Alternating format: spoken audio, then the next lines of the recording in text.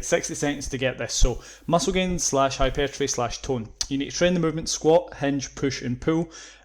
Close to failure, so that's 5 to 0 reps from failure. And the important part with this is that you are seeing a noticeable rep speed decrease and the difficulty of the movement gets higher. Alright, that's the first thing you need to notice. The second thing, you need to create tension, team. You have to have a stable surface. Fuck Bosu ball squats, they're shit, and if PT tells they're good, tell me fuck off. Perform with impeccable technique. So the rhythm of the movement, the control of the movement has to be brilliant. You don't just dive bomb down to the ground. Alright, that's the main things to take away from today.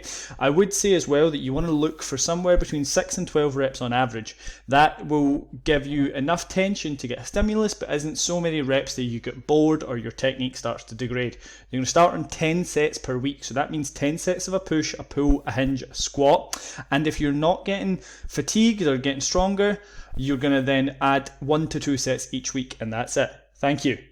Alright, now for the rest of you that will be watching this on YouTube or will be watching this or listening to it on podcast format, we're going to go a little bit more in depth. So you need to be training movement patterns, so a squat, bodyweight squat, split squat, etc., a hinge, which is an RDL, variation, a hip thrust variation, these kind of things, push and pull.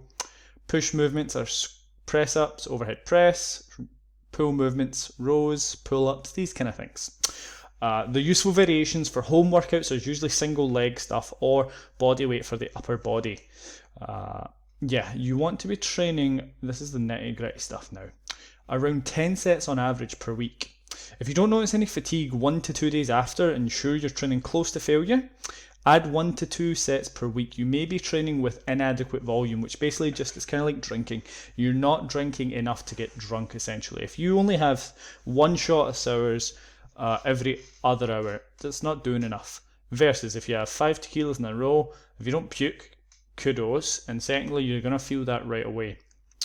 What I'm going to go over now is just this program, and I will put these slides up on Instagram as well, so make sure you check that out. It's at Jordan Fleming Fitness. You are going to be going over 3 days of training, so a full body day, an upper day, and a lower day.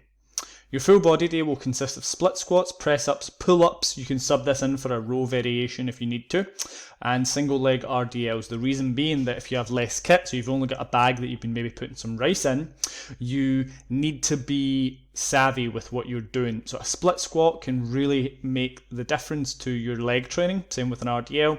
Press up and pull ups are row movements, a little bit easier because body weight tends to be harder on upper body movements.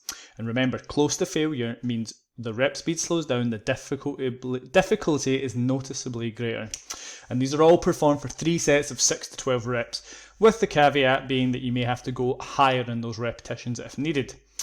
The second day, you're going to rest 1 to 2 days after full body. The upper body day is dip / pause press ups, a row variation, which could be a TRX row, a barbell row, or a underhand table row, which a couple of my clients used when they didn't have any kit.